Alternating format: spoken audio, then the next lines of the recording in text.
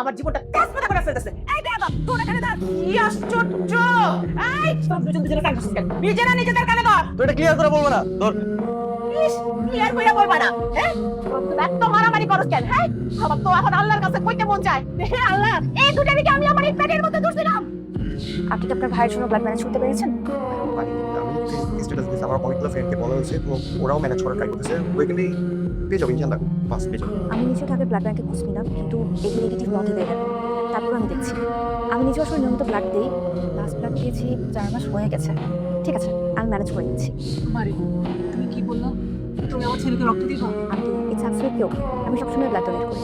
আমি তোর কাছে চিরকৃতজ্ঞ থাকবো মা, আমার ছেলেটাকে বাঁচাও। Aunty, it's my responsibility.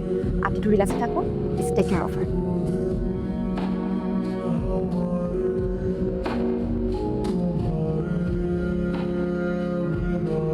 আর চিন্তা করার কিছু নেই, আমি একদম ঠিক আছে। প্রতিটা ডাক্তারের আসলে তোমার মতোই হওয়া উচিত। Thank you so much aunty, it was my responsibility. আর আন্টি প্লিজ আমার জন্য দোয়া করবেন। আর আমিও আপনার কাছে অনেক কৃতজ্ঞ। আপনি আমার জন্য যা করলেন এটা হিস্ট্রিতে কোনো ডক্টর কোনো রোগীর জন্য করেন। মানে আপনি আমাকে রক্ত দিয়ে দিয়েছেন, আপনার প্রতিটা ফোটার রক্ত আমার শরীরে বহমান। আমি এটা ফিল করতে পারি, প্রত্যেকটা পালস আমি ফিল করতেছি। আমার পালস একটু বেড়ে গেছে, তারপরেও I am feeling all right. আপনি অন্য একটা ফিলিং বরং বোঝার চেষ্টা করতে পারেন। আপনি বড় ভাই না? বড় ভাই আর কি, সমান সমানে, বেশি বড় না। না না, এক সময় না। কি হবে এক সময় তো আমি পুরো এক করতেছি। ঠিক আছে, আমি আপনাকে বলছি, আপনি সুন্দরভাবে আপনার ছোট ভাইকে বুঝিয়ে বলে দিলাম। আপনার 2 ভাই নাকি আন্টিকে অনেক জ্বালাতন করেন, অনেক দুষ্টামি করেন, মারামারি করেন। এগুলো তো একদম ঠিক না। আপনারা এরকম করেন আর আন্টি টেনশন করতে থাকেন।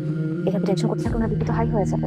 জি অবশ্যই, কিন্তু আপনি টেনশন করবেন না। আমার যদি বিপি হাই হয়ে যায় আমি সাথে সাথে আপনার কাছে নিয়ে আসবো, এটা নিয়ে কোনো টেনশন নেই। আমি কখনোই চাই না আন্টিকে কোনো অসুস্থতা নিয়ে আমার কাছে আসতে হবে। আমি আন্টিকে সবসময় সুস্থ দেখতে চাই। একটা রেসপন্সিবিলিটি আপনাদের দুজনে। ঠিক আছে, কোনো দুষ্টামি করা যাবে না। আপনাকে সবসময় নিজের ক্যারিয়ারের প্রতি ফোকাস হতে হবে।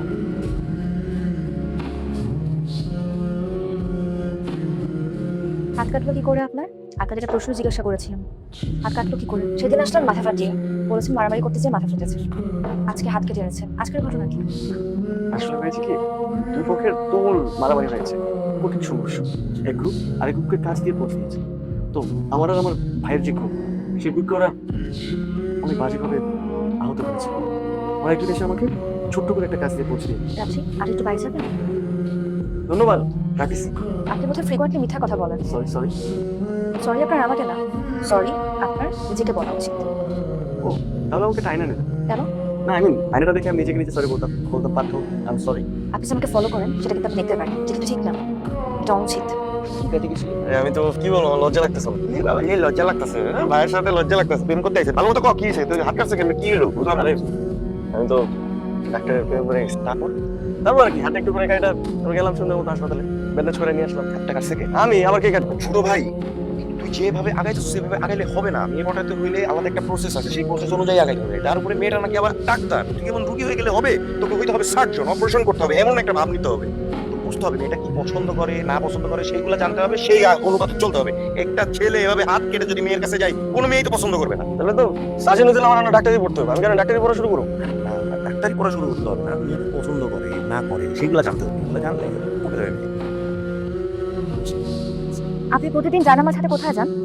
জি সরি। প্রতিদিন টুপি পরে জানামাজ হাতে নিয়ে একটা নির্দিষ্ট সময় আপনি কোথায় যান? না ওদিকে কোনো মসজিদ আছে, না এদিকে? আসলে আপনার আসলে মানে আমি বুঝতে পেরেছি। মিথ্যা মিথ্যা লোক দেখানো ইবাদত করে আপনি আসলে কি প্রমাণ করতে চাইছেন? মানুষ নামাজ পড়ে আল্লাহ পাকে খুশি করার জন্য, আল্লাহ পাকে সন্তুষ্টি লাভের জন্য। আপনি যেটা করছেন সেটা তো অসততা, এটা তো অন্যায়। আর অসততা আপনি কার সাথে করছেন? আমার সাথে নাকি আল্লাহর সাথে? ফুল আর চিকের মধ্যে পার্থক্য করার ক্ষমতা আপনার আছে। আল্লাহ আপনার হৃদয় দান করুন। কি রে বাবা, তুই নামাজ পড়তেছিস? আসসালামু আলাইকুম। আসসালামু আলাইকুম আম্মা। ওয়ালাইকুম সালাম। আর আমার নামাজ কেন পড়বো না? প্রত্যেকটা মুসলমানই তো 5 ওয়াক্ত নামাজ পড়া উচিত না? তাই আমিও নামাজ পড়া শুরু করছি। আচ্ছা, এখন থেকে 5 ওয়াক্ত নামাজ পড়বো। আমিও তো সেটাই বলি, প্রত্যেকটা মুসলমানের তো উচিত 5 ওয়াক্ত নামাজ পড়া। কিন্তু যে ছেলেরা আমি ঝাড়ু দিয়ে পিটাও 1 ওয়াক্ত নামাজ পড়াইতে পারি নাই, সেই ছেলে আজকে কি সুন্দর নামাজ পড়তেছে। মাশাআল্লাহ মাশাআল্লাহ, আলহামদুলিল্লাহ। কিন্তু বাবা, জুম্মার দিনও তো তোকে আমি ঠেলা মসজিদে পাঠাতে পারি নাই কোনোদিন। জুম্মার নামাজের ওয়াক্ত থাকতো 1:30টায়, তুই বের হইতি 1:40-এ।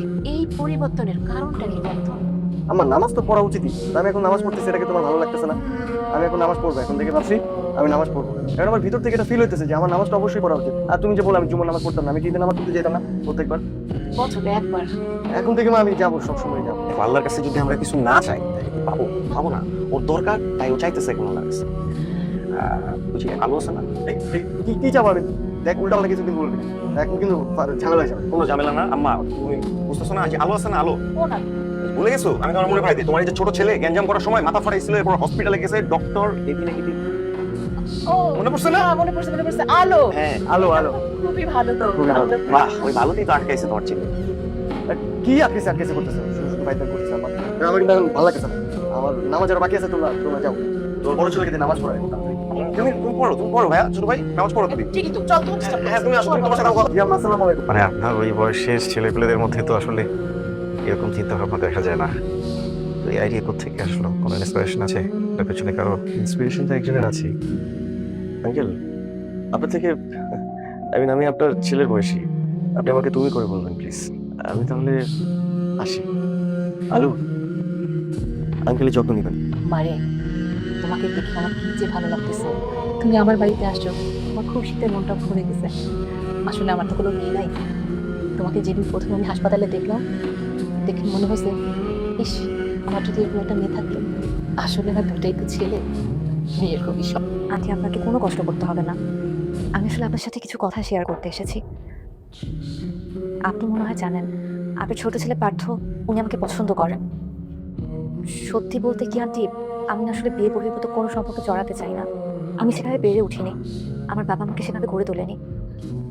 তোমাকে আর বলতে হবে না মা, তোমাকে দেখলেই তা বোঝা যায়। তুমি কি জানো, তুমি এই বাড়িতে আসার আগে বাড়ির সব সদস্যের অভ্যাস পরিবর্তন করে ফেলছে।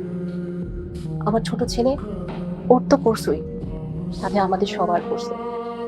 যে ছেলে আমার কথা শুনতো না, সারাদিন মারামারি করতো, বখাটে বনা করতো, আমি কোনোভাবেই তাকে কন্ট্রোল করতে পারতাম না।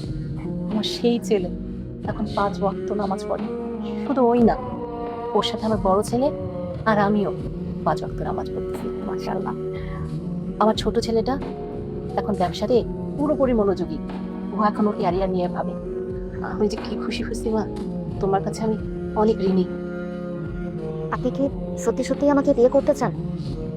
জি, আমি সত্যি সত্যি আপনাকে বিয়ে করতে চাই। বিয়ে কিন্তু একটা কমিটমেন্ট, অনেক বড় কমিটমেন্ট। আপনি পারবেন সারা জীবন সেই কমিটমেন্ট ধরে রাখতে? জি, আমি সারা জীবনই কমিটমেন্টে ধরে রাখতে পারবো। আর একটা ব্যাপার কি জানেন, মানুষ মাত্রই স্বার্থপর, তাই আমিও স্বার্থপর। আমি এতটুকু জানি যে আমি আপনাকে বিয়ে করলে আপনি আমার জীবনটা গুছিয়ে রাখতে পারবেন।